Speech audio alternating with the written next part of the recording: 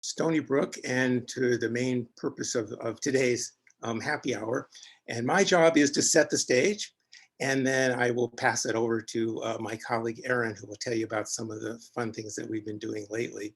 And I'm gonna, I'm gonna go into my comfort zone, which is to show you a PowerPoint presentation. And so hold on one second.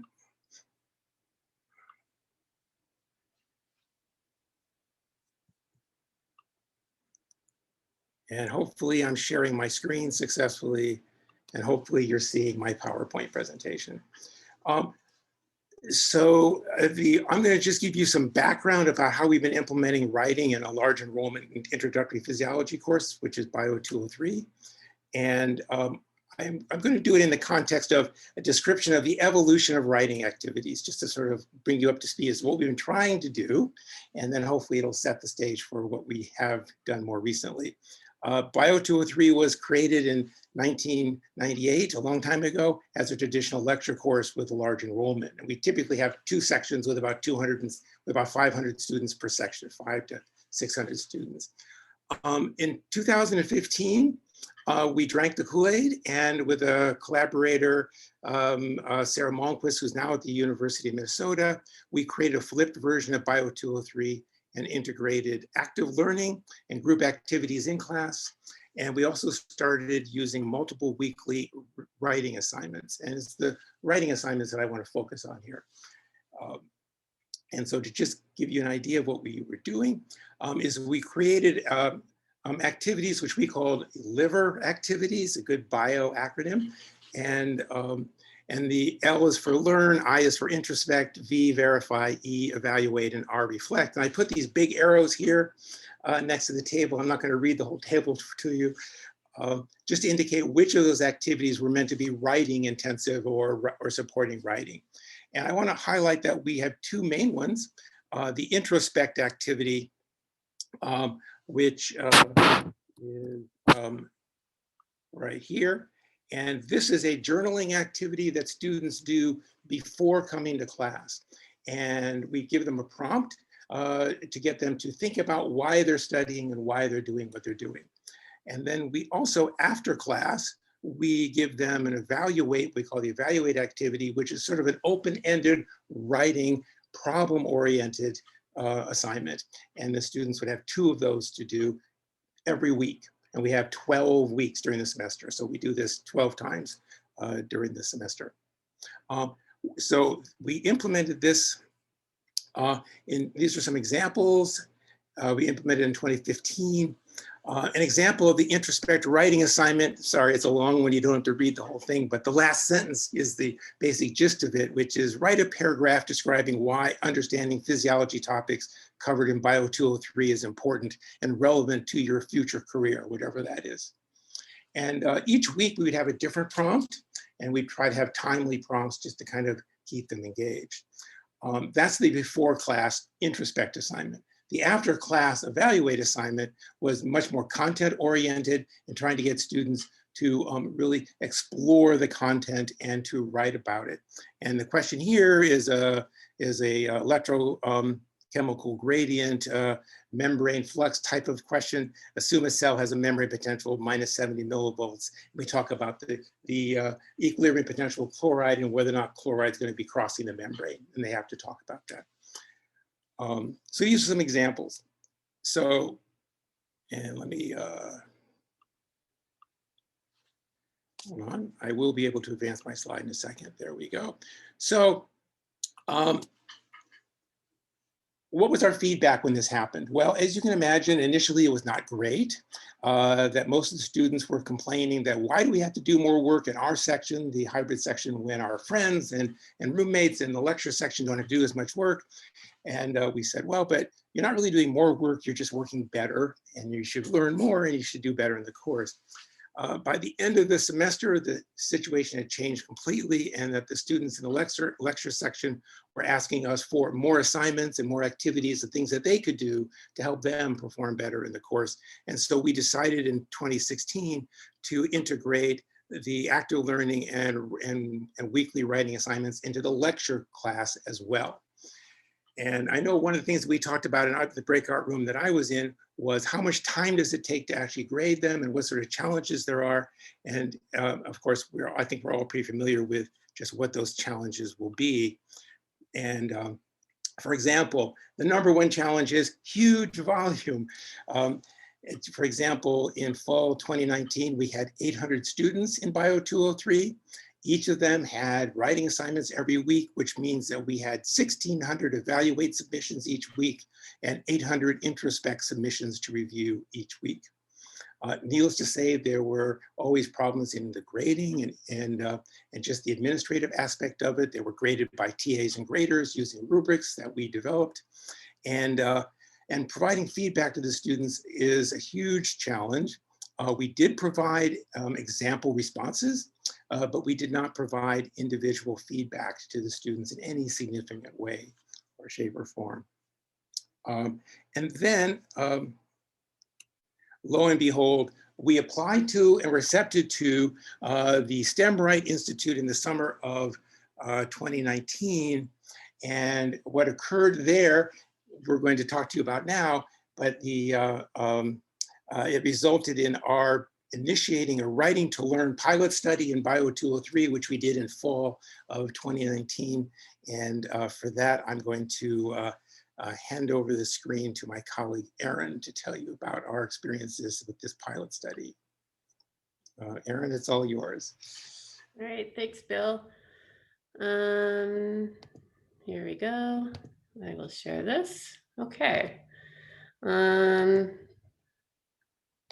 Just go full screen. Okay. So my job today is to present the pilot results of our Right to Learn study that we ran in fall 2019 semester. So this was done with myself, Bill Collins, and then also one of our colleagues, Dr. Robert Watson, as well as these two very excellent undergraduate students who have been involved with this pedagogical research.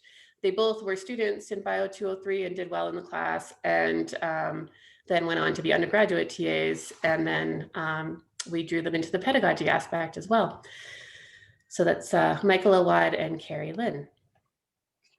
Okay, so our question that we went into this activity with is we were wondering if Right to Learn activities were effective in large enrollment foundational classes, such as the foundational physiology course that we, Bill and myself, teach.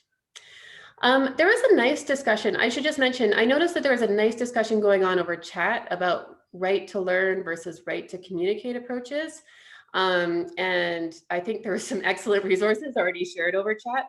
I just want to emphasize here that we are taking a right to learn approach, which means that we are not focused on the mechanics of writing. So all this like passive voice or active voice or those kinds of aspects were not a big focus. What we wanted, our objective was to give students writing activities that allowed them to explore the content and hopefully get a deeper understanding of the content. All right, so our specific questions with this project were, first of all, we wanted to know if students would engage with this activity. Do they value this activity? And the whole point is to write to learn. And so do we actually achieve learning gains with the right to learn process, which includes peer evaluation and also self-reflection done as a revision plan. So these are our two study groups that we use. So as Bill mentions, we offer two sections of this course in the fall. Again, this was fall 2019. So this was the last time we were fully in person. So this is what our very large enrollment class looks like. This is in a lecture theater that has an enrollment of 542 students. We do the same liver activities in both sections, but the teaching method, the actual delivery of material, is a little bit different in both. So this class is taught as a lecture class. Our other section is taught in what's, my opinion, a nicer classroom. This is taught as more of a flip setting where the students review the lecture material before coming to class, and then we do learning assignments during class. And this is, I just have a short video of what this section looks like. So you can see there's lots of discussion going on. We have undergraduate TAs that are mingling. The students are all working on activities in class. So this is what I mean, these are two very different sections. All of them do the liver activities, but there's a lot more engagement that goes on in section 2 compared to section 1. And also we applied the right to learn intervention. We gave the students in section 2 the opportunity to complete the right to learn intervention. So we did the right to learn intervention in section 2. Section 1 was kind of our control group, when we can discuss the pros and cons of using that as a control group later on. So just to review, the standard writing assignments, the evaluate assignments that Bill mentioned are the assignments that we have implemented in this course to try to encourage students to explore the content through writing. So these assignments, we call them evaluate assignments. They are asynchronous. They are due every Friday of the semester in sections 1 and 2. So both sections do these assignments. Students are asked to evaluate 2 short prompts and explain their answers scientifically in 3 to 5 sentences. They submit those to our learning management system, which is Blackboard that we use. And then we have graduate student graders assign a numerical grade to each student's work based on a rubric, but we don't give students written comments, and we post an exemplar answer. So if you're thinking that this isn't an ideal way to give writing feedback, you're probably right. And that's why one of the reasons why we were motivated to attend the STEM Write workshop, to figure out how to do things differently. So this is a standard thing that's done in both sections of the class. Now our intervention, oh, and I should say that we have, the grade is counted towards an activity point total. That is basically a total of the smaller assignments, the lower stakes points that accumulate over the course of the semester. So an example writing prompt, the one that we gave the students for this pilot study is one on the autonomic nervous system. So if you're interested, this would be an example of the writing prompt that we gave them. We asked students to describe the effects of taking a beta blocker, and they had previously studied the cardiovascular system, so we wanted them to focus on the cardiovascular system. And they are guided to try to answer this in about 3 to 5 sentences. So in section 2 of this course, we offered the students an additional opportunity to complete a right to learn activity. So students in both sections of the course got the written assignment.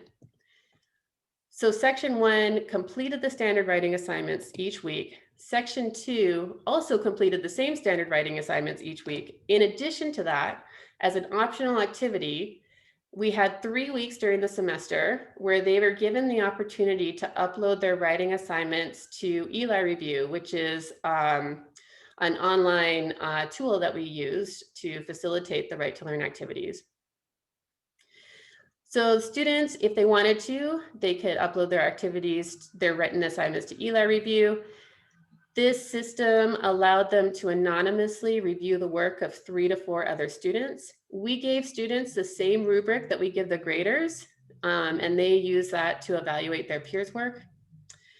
The students then received the feedback. They then reviewed the feedback they received, and they constructed a revision plan based on that feedback.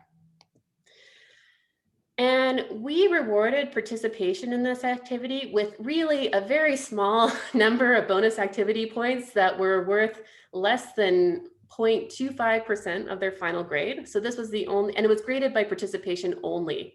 So if they participated in each of these stages, they got full credit. If they didn't, they didn't get credit. So it was for a small number of bonus points only. And the reason why I have week 7 here in orange is because this is the week that we ran the pilot study that I'm going to be discussing today. So the pilot data came from week 7 of the course, which is when we did this, the autonomic nervous system. Our outcome measures, we were interested in student engagement with the right to learn activity. We were interested in student perceptions of the right to learn activity. And we were also interested in how students performed on exam questions that were related to the right to learn activity. So did the right to learn activity actually help them learn the material? So the right to learn process is this. So we gave students in both sections a written assignment, and all the students in both sections were given the opportunity to write a response to this prompt. So this is the writing within the discipline um, uh, part here. So in section 1, we had 542 students who received this assignment. In section 2, we had 239 students who received this assignment. About 10% of them did not complete the assignment.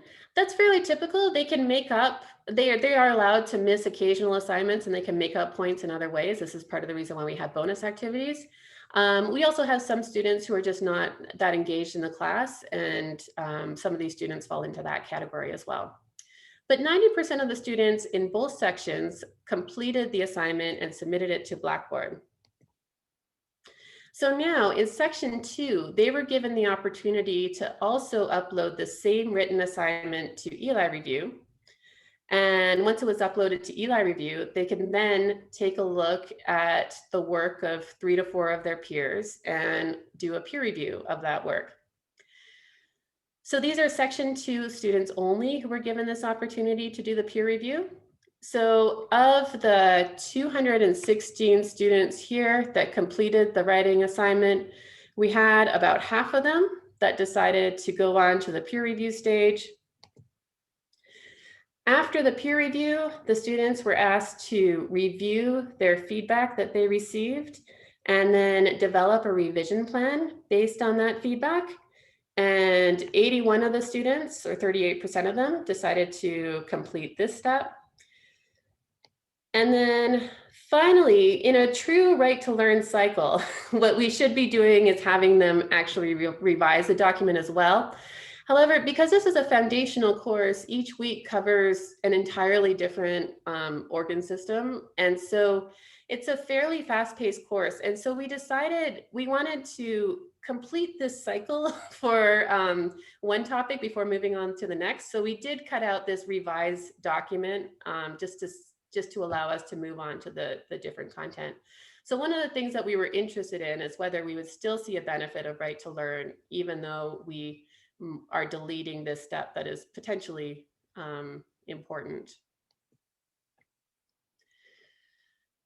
So let's talk first about our outcomes in terms of student engagement and whether students, well, sorry, I just reported on some of the student engagement. Considering that this was extremely low stakes points for the students, I thought that our engagement was pretty high. I was pretty impressed with them. We also got a lot of anecdotal feedback that the students really enjoyed having the opportunity to see other people's work. And when we asked students in class through a clicker poll how they perceived the activity, we gave them 2 of these questions to respond to. And like I said, we just used clickers to have them respond. So the first prompt, we asked the students if the opportunity to read and review other students' work helped me understand physiological principles. The second prompt that we gave them was whether we asked them if the opportunity to receive feedback from other students helped me understand physiological principles. And this is what we found. So overwhelmingly, we found that students perceived this activity to be quite positively. They perceived it to be a good impact on their learning. 60% of them reported that this activity helped them understand course content. We did find a slight trend where students liked giving feedback more than they liked receiving feedback, which I think is just human nature. And so, yeah, so I think that that's something that I think a lot of us can relate to. Okay, we were not only interested in student engagement and student perceptions of the activity, but we also wanted to see if this activity helped them learn the material. And so we planted some questions related to the right to learn activity on the exams. And so an example of that, so this was our right to learn activity prompt. It was about giving a beta blocker and about the autonomic nervous system effects on the cardiovascular system. And an example exam question might be this. So this is a multiple choice exam question. We ask people if they stand up suddenly after sitting for a while, what would happen? And so this is related to the writing activity that they did. And we had several of these questions that were planted throughout the exam. Specifically, we had 4 questions that were related to the right to learn exam question. And so this is our score on these 4 questions. And I've divided, these are students that participated in the right to learn activity. So these are section 2 students here, and this is how their performance was. All right, so students who completed the whole thing, they wrote the response, they reviewed other work, they did the peer review, and they revised they came up with a revision plan. They performed the best on these questions that were related to the right to learn activity. The students who just did the writing and the peer review, but they didn't do a revision plan, did worse. And then as well, the students who only completed the writing activity did about the same as the students who did the writing and the peer review. And these are how many students are in each group. And now if we compare this to section 1, where everybody just did the writing assignment only, then we see that section 1, these results here are quite comparable. All right. Now, sorry. All right. So now, if we look at one of the things that comes up, it's a challenge for pedagogy research, is just how do you build a control group? This isn't a really, this is naturalistic research. We're in the field doing this. So we realized that section 1, we were comparing to section 1, but there's a lot of differences in how the class is taught between section 1 and section 2.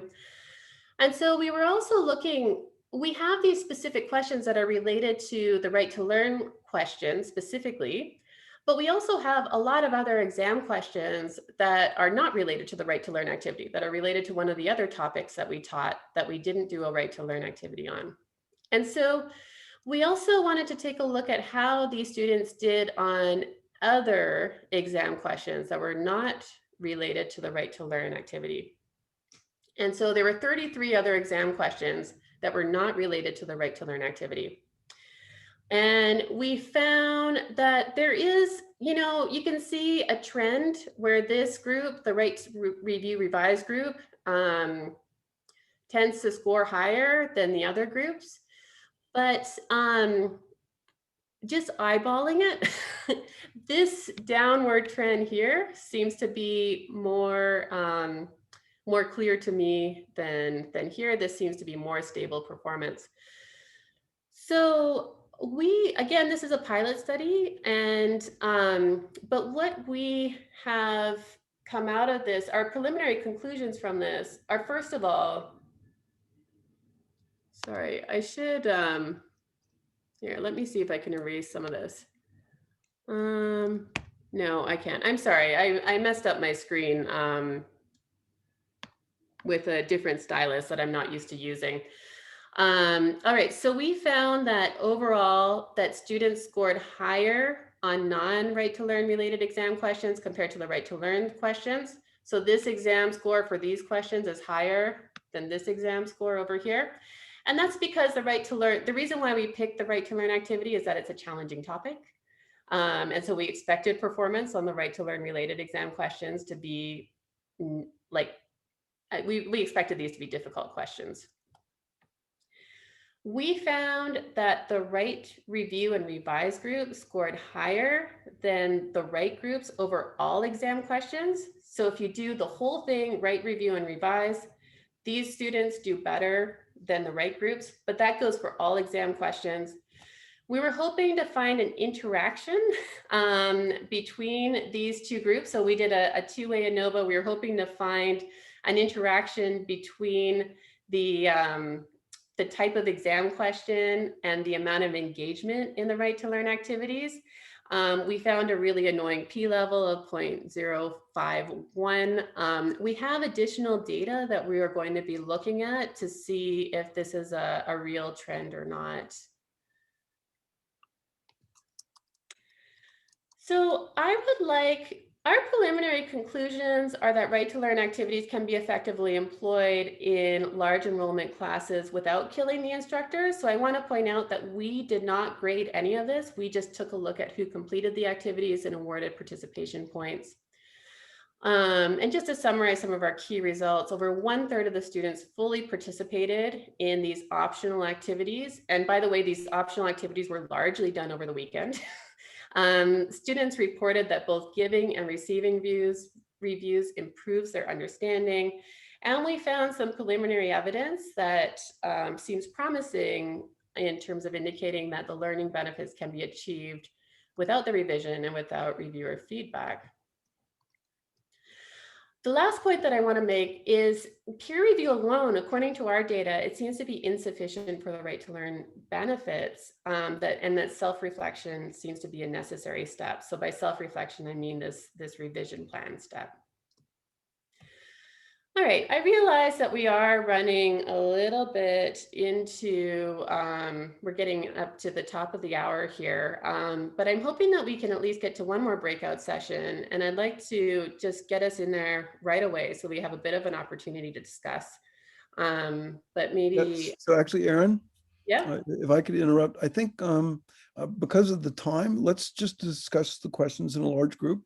And Yeah. we could just ask people to, everybody was going to do the same questions, and we'll just ask them to raise their hands, and we'll see who's brave and bold.